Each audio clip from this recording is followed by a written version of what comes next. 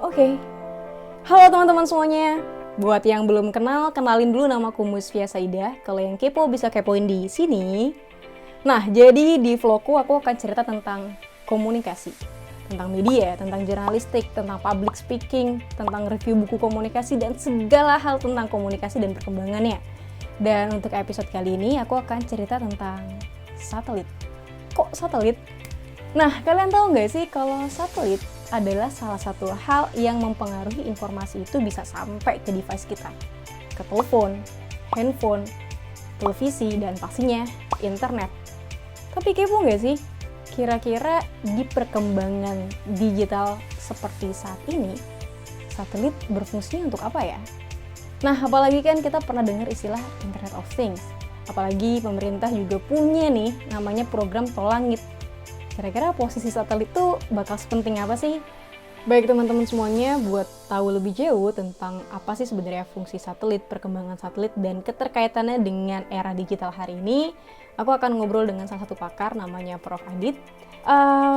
Aku pengen nanya deh Prof, sebenarnya apa sih fungsi esensial dari satelit itu sendiri hingga akhirnya menjadi elemen penting, terutama dalam perkembangan informasi? Jadi mengenai teknologi satelit ini, kenapa cukup signifikan, bahkan di awal-awal dulu cukup dominan perannya ya. Karena kelebihan menggunakan teknologi yang satelit ini adalah bisa menjangkau jarak yang jauh antar benua, antar samudra, bahkan di Indonesia sendiri karena kepulauan, itu antar pulau yang sulit dijangkau dengan teknologi yang lain. Maka dengan satelit ini bisa dilakukan dengan mudah. Artinya untuk Nusantara, dan kenapa juga dulu namanya diberi nama Palapa, karena Palapa kan terkait dengan sumpah dari Gajah Mada, Gajah Majapahit ya, untuk mempersatukan Nusantara begitu. Itu saya kira selaras dengan karakteristik dari teknologi satelit untuk menyatukan wilayah Nusantara dalam hal telekomunikasinya begitu. Namun demikian, sesuai perkembangan zaman, karena di samping kekuatan yang dimiliki satelit untuk menjangkau jarak yang jauh, menghubungkan berbagai pulau, ada kelemahannya itu bandwidth-nya terbatas. Jadi hanya bisa menyalurkan volume informasi atau kecepatan informasi dengan terbatas. Yang kedua, kalau menggunakan geostasioner yang ketinggiannya 36.000 km di atas permukaan bumi, itu memiliki delay yang cukup signifikan dibandingkan dengan teknologi lain. Nah, namun sekarang karena teknologi yang lain sudah mulai berkembang, diantaranya yang pesaing utamanya adalah teknologi yang menggunakan serat optik. Biasanya serat optik ditanam di bawah laut untuk menghubungkan antar pulau atau antar benua begitu. Nah, kabel serat optik itu lebih baik dari sisi kemampuan kapasitasnya atau kecepatannya tinggi dan delay-nya juga rendah. Nah, sehingga sekarang posisi atau peran dari komunikasi satelit lebih ke arah memanfaatkan kemampuan yang masih dimiliki oleh satelit, namun tidak dimiliki oleh teknologi lain. Menarik nih Prof, berarti salah satu ciri khasnya satelit yang tidak dimiliki oleh teknologi lain adalah dapat menjangkau daerah-daerah terkecil. Tapi kalau kita kaitkan dengan hari ini kan sudah banyak teknologi seperti 5G dan lain sebagainya, Internet of Things. Lalu bagaimana peran satelit bisa terus digunakan di era perkembangan teknologi yang sekarang tuh semakin cepat? Kaitannya dengan peran satelit, lagi-lagi untuk dukungan kepada Internet of Things juga masih tetap akan berkisar kepada menginterkoneksikan sensor-sensor yang dibutuhkan dalam Internet of Things di generasi kelima untuk menghubungkannya kepada jaringan backbone.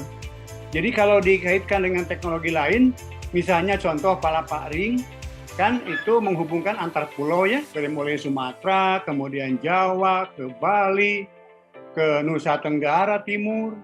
Nah itu kan dililit oleh suatu jaringan backbone serat optik dengan kapasitas yang sangat besar. Benar, Prof, nah sehingga untuk menghubungkan pulau-pulau besarnya, kita tidak perlu lagi sebetulnya satelit. Karena jaringan itu sudah menghubungkan antar pulau, dan juga memiliki kapasitas yang besar. Tapi kan dari pinggir pantai yang dililit oleh Palapa Ring tersebut, untuk penetrasi ke daerah-daerah terpencilnya kan masih sulit juga begitu. Artinya jaringan terrestrial yang ada sekarang sistem jaringan seluler juga belum menjangkau seluruhnya.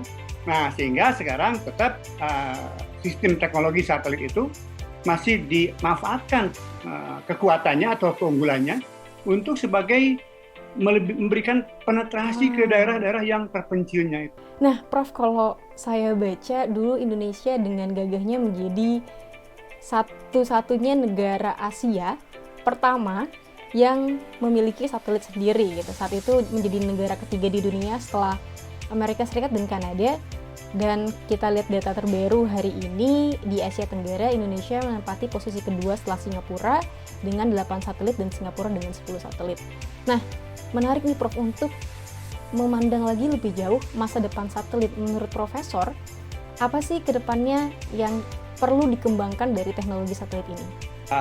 Satelit lebih bersifat digunakan sebagai komplementer kepada jaringan yang memiliki bandwidth besar begitu ya, terutama untuk penetrasi kepada daerah yang belum terjangkau.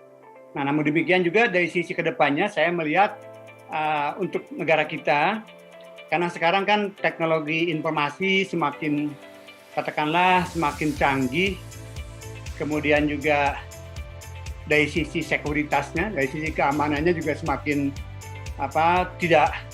tidak bisa dihandalkan gitu ya kalau kita hanya mengandalkan teknologi dari negara lain begitu, misalkan dengan cara menyewa satelit orang lain gitu. Kalau misalkan tadi karena perannya sekarang lebih bersifat komplementer, sehingga kita misalnya negara kita mengarahkan kepada sudahlah jangan pakai satelit misalkan begitu. Nah, itu juga saya kira tidak bijak ya, karena dalam informasi kan kita juga harus punya kemandirian untuk mengamankannya begitu Bu, dalam masalah cyber security gitu ya.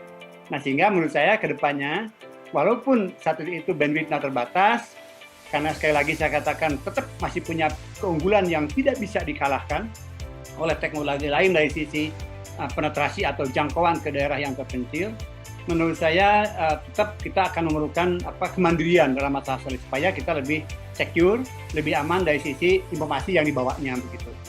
Kemudian terkait dengan perkembangan secara makro, misalkan ekonomi, kita juga melihat kan sekarang kita perlu mengamankan untuk informasi seperti misalnya GIS gitu ya, Geospatial Information System gitu ya. Kemudian juga lahan-lahan pertanian atau mengamankan wilayah-wilayah yang rentan misalnya. Itu kan kita masih perlu sistem atau teknologi yang bisa menjangkau daerah tersebut. Nah, kaitannya dengan masa depan kita, karena sekarang informasi juga sangat rentan untuk terobos atau dihack katakanlah oleh orang lain, sehingga kita masih tetap berusaha memerlukan gitu kemandirian dalam hal masalah kemampuan untuk memiliki satelit sendiri. Nah, itu dia obrolan aku bareng Prof Adit untuk ngomongin seputar satelit. Sekarang udah tahu kan betapa pentingnya satelit. Kalau kamu suka sama konten ini dan konten-konten lainnya, boleh di-like dan di-subscribe. Dan sampai jumpa di episode-episode lainnya. Dadah!